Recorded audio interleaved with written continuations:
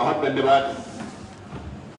आज जो कार्यक्रम का जिन्होंने ताना बाना बुना, ऐसे श्री राहुल गुप्ता जी, श्री सुधीर गुप्ता जी, श्री अनिल मिश्रा जी, श्री उमेश दुबे जी, अजय पुरोहित जी, अंकुर अग्रवाल जी, आशीष अग्रवाल जी, संजय अग्रवाल जी, रामेश्वर निखरा भाई सब बैठे हैं, भारद्वाज जी चले गए, योगेश भारद्वाज जी। जब मैं फॉर्म में आ रहा था और मेरे को जब आमंत्रण मिला तो मेरे को कहा गया कि 9 बजे तक आ जाइए आप सही समय पे। तो मैंने कहा 9:30 तक आ जाऊं तो चलेगा? तो बोले नहीं आप 9 बजे आ जाइए। और राहुल गुप्ता जी का मैनेजमेंट देखिए, उन्होंने 7:45 बजे मुझे कॉल करके बोल दिया आपको याद दिला रहा हूं। तो मैं समझ गया ये याद नहीं दिला रहे, मुझे उठा रहे हैं कि आप तैयार हो जाए, 9 बजे तक पहुंचे। तो मेरे साथियों ने पूछा कि कहां जा रहे हैं, तो अंकुर जी बोले कि राहुल गुप्ता जी के उसमें हम फॉर्म रेसिडेंसी में रह रहे हैं, इसलिए वहां पे जाएंगे। मैंने कहा ये बात ठीक है कि राहुल गुप्ता जी ने मुझे बुलाया है और फॉर्म रेसिडेंसी में जाना है, लेकिन मैं आज अपनी भतीजी के घर पे, जो मेरे बड़े भाई साहब हैं डॉक्टर महेंद्र पांडे जी, उनकी बेटिया जो राहुल गुप्ता जी की पुत्रवधू है और जिनके बाबा मेरे आदर्श हैं, मेरे गुरु हैं, और प्रतिदिन अगर मैं शहर में हूं तो 15 मिनट वो अपना बहुमूल्य समय मुझे अवश्य देते हैं और मेरी सारे दिन की जानकारी लेते हैं, और जहां मैं कहीं गलत होता हूं तो उसे सुधारने का कार्य करते हैं। तो ऐसे घर में मैं आया हूं। कार्यक्रम जब शुरू हुआ था तो बड़ा अच्छा मौसम था और हवा भी चल रही थी और किसी के चेहरे पे पसीना नहीं दिख रहा था। और जो जो कार्यक्रम बढ़ा और मेरे बोलने की और खाली होने लगी तो हवा भी कुछ बंद हो गई है और चेहरे पे पसीना भी दिख रहा है। हाँ, जाओ मामा के पास तो मैंने अपने आप को सीमित किया कि अब मैं बहुत ज्यादा नहीं बोलूंगा, लेकिन कुछ तो बोलूंगा। हाँ, नन्ना। मेरा ऐसा मानना है कि आज के इस युग में अपने आप को सम्मान कराना बहुत अच्छा लगता है और बहुत आसान लगता है, लेकिन दूसरे को सम्मानित करना, दूसरे को सम्मान देना, ये बहुत मुश्किल कार्य है। और फॉर्म रेसिडेंसी में आज जो किया गया है, उन मेधावी बच्चों का सम्मान किया गया है, उन मातृशक्ति का सम्मान किया गया है जो अपने योगदान से, अपने श्रम से इस फॉर्म रेसिडेंसी को मैं देख रहा था ऐसे ऊपर की तरफ, तो मुझे वो तारक मेहता का उल्टा चश्मा सीरियल याद आ रहा था। अब मैं ये नहीं कहूंगा कि इसमें मुझे कौन जेठालाल लग रहा था और कौन मास्टर पेड़े लग रहा था, लेकिन मुझे सब लग रहे थे। मैं अलंकृत नहीं करूंगा, लेकिन मुझे सब लग रहे थे। तो तारक मेहता का उल्टा चश्मा नजर आ रहा था कि ऐसे ही ये फॉर्म रेसिडेंसी किसी दिन किसी डायरेक्टर की निगाह में जाएगी और इसको देखकर हो सकता है कि इस फॉर्म रेसिडेंसी में भी कोई सीरियल डिजाइन हो जाए और सीरियल इस भारतवर्ष में लोकप्रिय हो जाए। तारक मेहता के उल्टा चश्मा में क्या है? तारक मेहता का उल्टा चश्मा जो मैं सीरियल, क्योंकि मेरा खाना खाने का समय लगभग वही होता है और वो चल रहा होता है, तो इसलिए मैं देख लेता हूँ। तो तारक मेहता का उल्टा चश्मा मैंने देखा कि जिस हास्य विनोद से बनाया गया है, लेकिन उसमें संदेश क्या छुपा है? उसमें जब संदेश छुपा हुआ है कि एक वो बाबूजी हैं, वो सबको डांटते हैं, तो डांटते हैं तब उन्हें ये नहीं लगता कि ये मेरा बेटा है और ये मेरे बेटे का दोस्त है।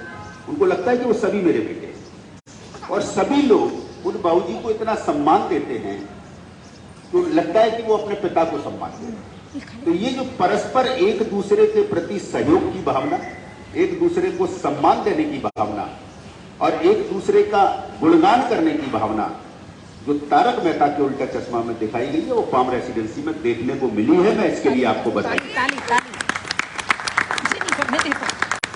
मैं बधाई देना चाहता हूं उन बच्चों को भाग रहा है जिन्होंने अपने योग अथक परिश्रम से ये पकड़ना चाहता आज वो मुकाम हासिल किया कि हम लोगों ने उनका सम्मान किया। मैं बधाई देना चाहता हूं उन बच्चों को भी जो भले ही 75% नंबर नहीं लाए हैं, लेकिन सफल हुए हैं। नंबर एक, अच्छे नंबर लाना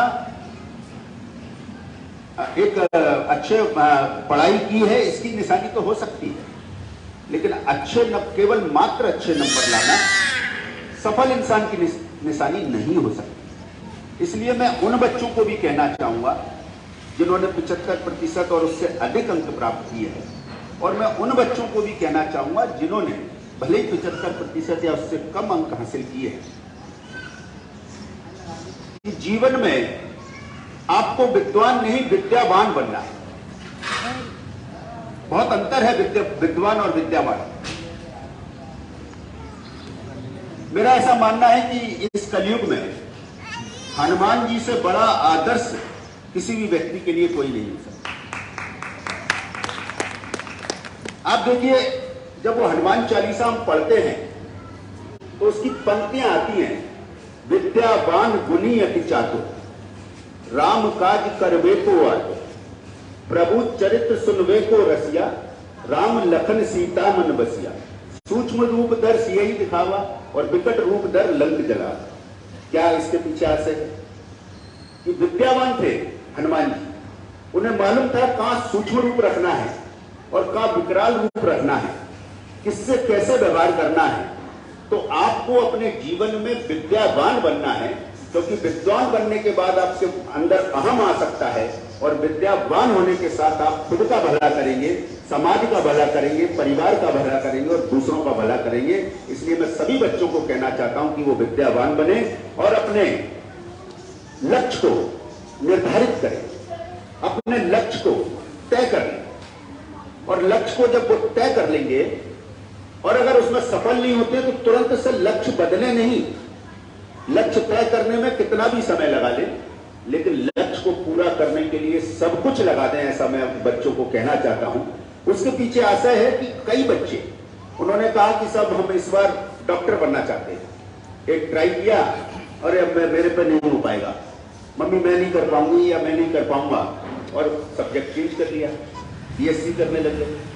आपको बीएससी करना है, बुराई नहीं है, लेकिन पहले तय करें कि हमारा लक्ष्य क्या होना चाहिए, और लक्ष्य अगर पूरा नहीं हो रहा है तो ये आप विश्वास करिए, अपने आप का ऑडिट करिए कि कहीं ना कहीं आपकी मेहनत में, लगन में कहीं ना कहीं कमी है जो लक्ष्य पूरा नहीं हो रहा है। क्योंकि लक्ष्य जब आपने निर्धारित किया तो अपनी क्षमताओं को जानकर, अपने आसपास की परिस्थिति को जानकर तय किया था, और उसमें कहां कमी रह गई है उसे पूरा करें। एक बच्चों से एक अपील और करना चाहूंगा कि इस डिब्बे से बहुत सीमित समय के लिए जुड़े। मैं देख रहा हूं कई बच्चों की आप उन सक्सेस स्टोरी पढ़ना, जो बच्चे आईएएस आईपीएस या बड़ी सफलता प्राप्त करते हैं, और जब उनसे पूछा जाता है कि आप सोशल मीडिया पे कितने एक्टिव रहते थे, तो उन बच्चों का जवाब होता है कि मेरा फेसबुक पे तो अकाउंट ही नहीं है, व्हाट्सएप मेरे पे डाउनलोड नहीं है। इसका मतलब वो संदेश ये देते हैं उन लोगों को कि आप इन सबसे अभी दूर रहें, पहले सफल हो जाए, और सफल हो जाने के बाद फिर इन सबको उपयोग करें। इसलिए मैं उन बच्चों से ये कहना चाहता हूं कि वो अपने लक्ष्य को बहुत सोच समझ के तय करें और लक्ष्य को पूरा किए बिना नहीं। जब बच्चों का सम्मान हो रहा था तो राहुल गुप्ता जी कह रहे थे कि एक एक टीचर को बुलाएंगे और बच्चों का नाम लेंगे और वो बच्चों को पुरस्कृत करेंगे। तो मैंने राहुल गुप्ता जी से पूछा कि इसमें क्या इतने टीचर हैं कि आप सभी बच्चों को टीचर से पुरस्कृत करा सकें? तो बोले बिल्कुल है, और उसके अतिरिक्त भी है। तो जिस रेसिडेंसी में इतने टीचर, इतने शिक्षक, इतने गुरु रहते हो, निश्चित मानिए कि उनके बच्चों का भविष्य उज्जवल है, और आपकी रेसिडेंसी के बच्चे आपकी इस कॉम रेसिडेंसी का नाम रोशन करेंगे, ऐसा मैं आपको कह सकता हूं।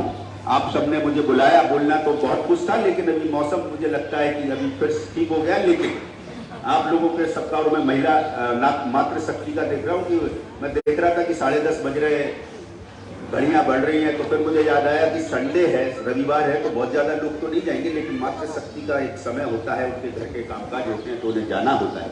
तो मैं अपनी वाणी को यहीं विराम देता हूं, और पुनः कभी आऊंगा और अपनी बात करूंगा। लेकिन आप सबसे मैं कुछ सीख के भी जा रहा हूं, इसके लिए मैं आपको धन्यवाद देता हूं, आपका साधुवाद देता हूं। आप सबने मुझे बुलाया, मैं उसके लिए आपका आभार व्यक्त करता हूं, और पुनः आप सबको शुभकामना और बच्चों के उज्जवल भविष्य की कामना के साथ जय हिंद, जय भारत।